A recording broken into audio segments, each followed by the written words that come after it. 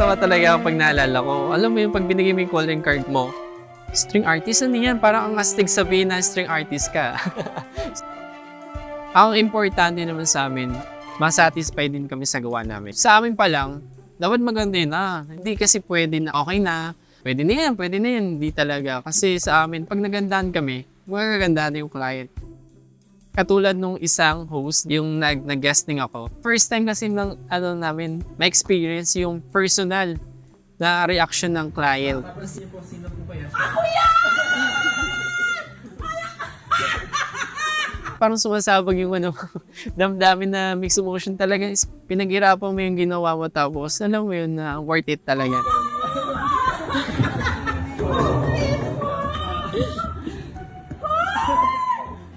Papayak sila, nakikita nila, nasusurprise sila. May nakita talaga akong vision, lalo na ako. Kasi ako talaga yung nag-push sa asawa ko na gawin natin to.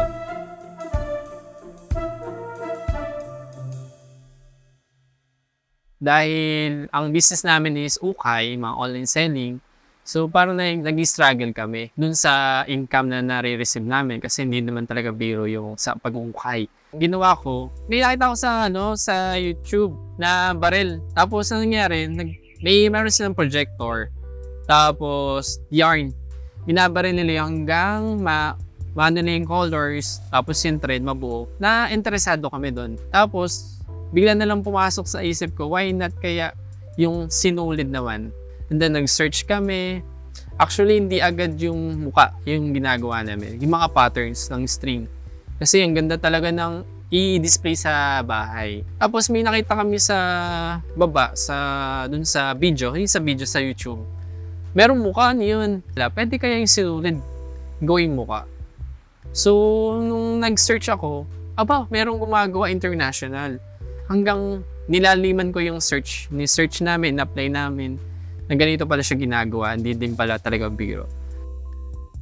Nung start talaga, bumili lang ako kahoy, scrap, tapos normal na pa ako, tapos sinulid, search lang hanggang in-apply namin. First kasi inalok ko na sa mga kaibigan ko, tapos meron namang kaibigan kong nagpagawa, doon namin napapractice.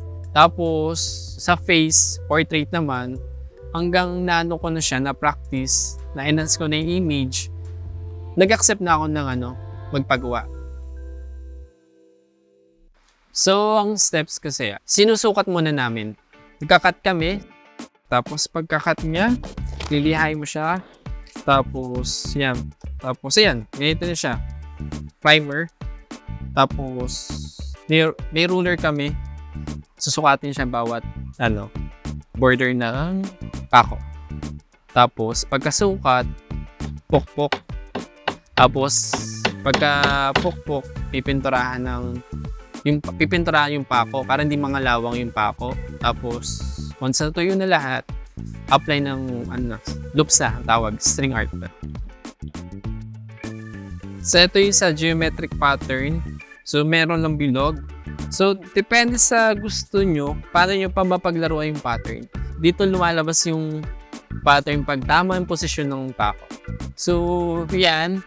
Inulit namin yan, madaming mga butas kasi hindi kailangan perfect circle, kailangan pantay-pantay talaga. Kasi once na magkamali dito, makikita mo agad yung mali. Kung mag-circle, may missing. So, dito lang po sa face portrait, kailangan po tama din pasok kasi meron kami na-encounter na gagawa din sa amin sa part namin. Sobrang dark na, hindi na siya nakikita yung image. Kaya mali yung pattern, mali din yung pako, mali yung ikot, depende. So, ganun siya. Minsan, nagawa namin tabing yung mukha.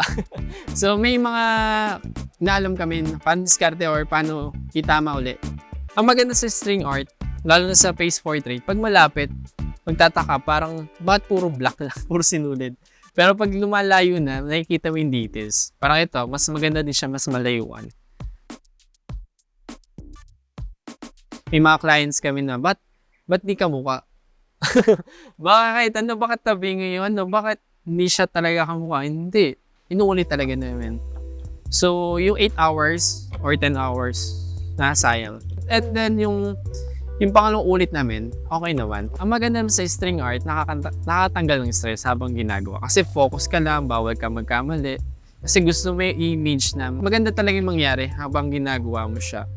Ito, katulad nitong ginawa namin, napakasimple lang nito. Actually, line lang siya, print namin ng barko. Tapos, pwede nyo sundan yung line. Depende sa inyo kung ano yung gusto nyo. Mas dikit-dikit, mas hiwalay-hiwalay. Pero kasi, ang purpose, pag mas dikit-dikit, mas detailed siya, mas madaming tingnan.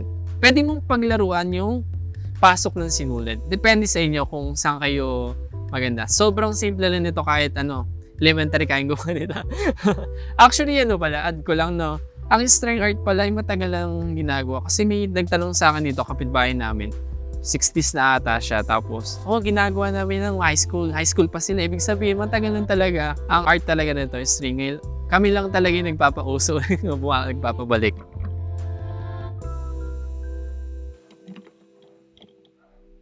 Madami nag-message, madami nag-inquire. Parang doon pa lang, kahit sa inquire pa lang, panalo na kami. Kasi ibig sabihin, madami nag-interested dun sa ginagawa namin sa string art. Yung gusto kasi namin yung unique na ipapangregalo sa special someone. Yun, simula nung nag-search pa lang kami, sabi ko talaga sa asawa ko, kasi ito, pwede natin gawing workshop sa mga bata na gusto malabas yung creativity nila sa paggamit ng pako tsaka sinulid. Tapos, kinari nila, pwede nila yung negosyo. Pwede habang nasa bahay or talagang limite yung galaw nila, pwede silang gumawa ng string art. Sa mga gusto magpagawa ng mga string arts or personalized na logo or iba pa na wall clock or geometric patterns, message nyo lang kami or visit nyo aming Facebook page na PZ String Arts. Same din po sa IG, PZ String Arts. Or personal Facebook ko po, Jez Saraspe.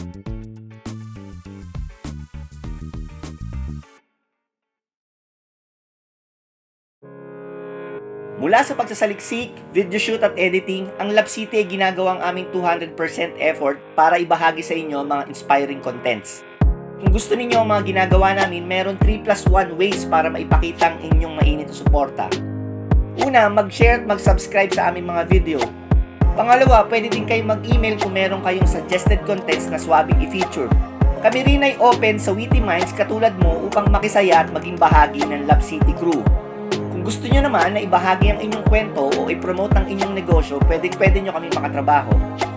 Kung sa kategory man pasok ang trip nyo, please check the link below for more info. Kung nais nyo sumama sa aming paglalakbay, tara kasyudad, adto ta!